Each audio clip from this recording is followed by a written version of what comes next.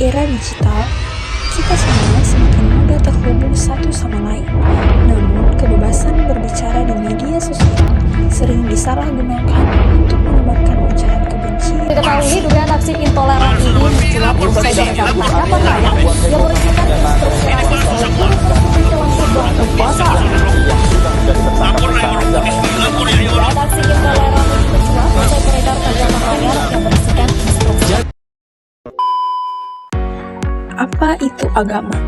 Teman-teman, agama adalah suatu sistem kepercayaan dan praktik yang menghubungkan manusia dengan yang dianggap sebagai kekuatan adikodrati, ilahi atau transenden, seperti Tuhan, dewa, atau prinsip spiritual tertinggi.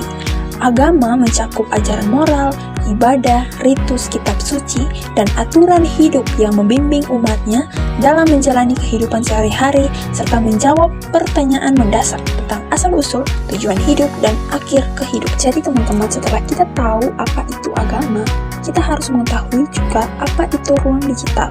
Jadi teman-teman, di sini ruang digital sendiri adalah lingkungan atau ekosistem berbasis teknologi informasi dan komunikasi di mana individu, kelompok, atau institusi dapat berinteraksi, berkomunikasi berbagai informasi, bekerja, belajar, dan berkarya melalui perangkat digital dan jaringan internet.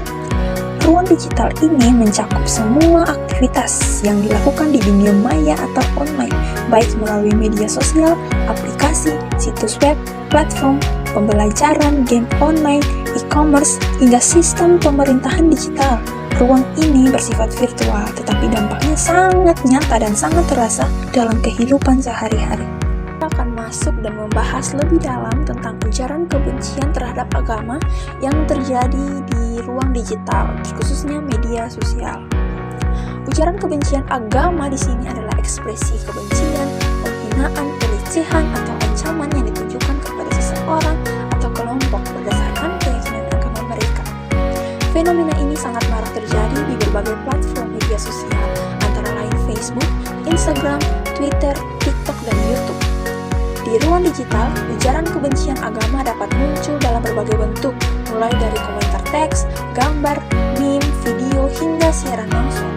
Ujaran kebencian semacam ini seringkali viral karena emosi kebencian cepat menyebar, apalagi jika akun-akun anonim bebas berkata kasar tanpa rasa tanggung jawab.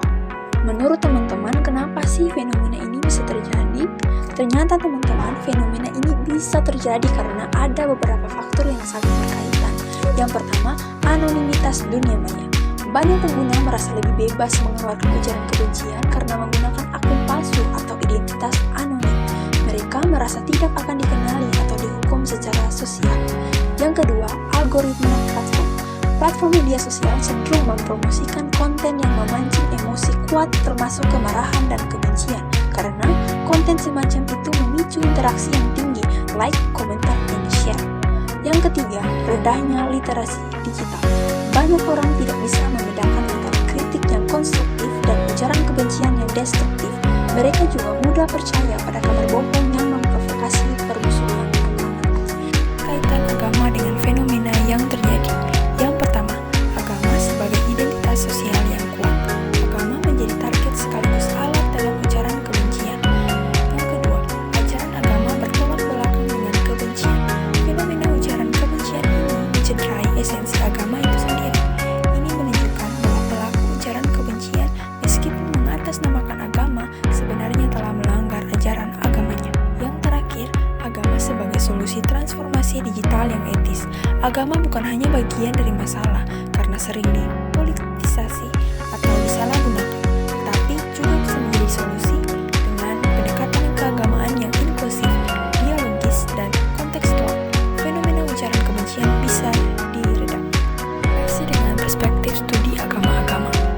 Dari perspektif studi agama-agama, kita belajar memahami agama secara ilmiah, kritis, dan netral. Pendekatan fenomenologis membantu kita mengamati fenomena ini apa adanya. Pendekatan sosiologis membantu menjelaskan dinamika kelompok dan politik identitas yang membuat ujaran kebencian muncul.